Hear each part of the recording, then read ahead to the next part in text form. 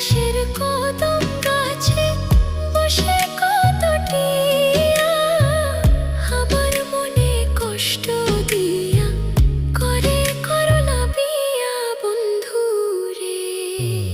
কি অপরাধ পাইয়া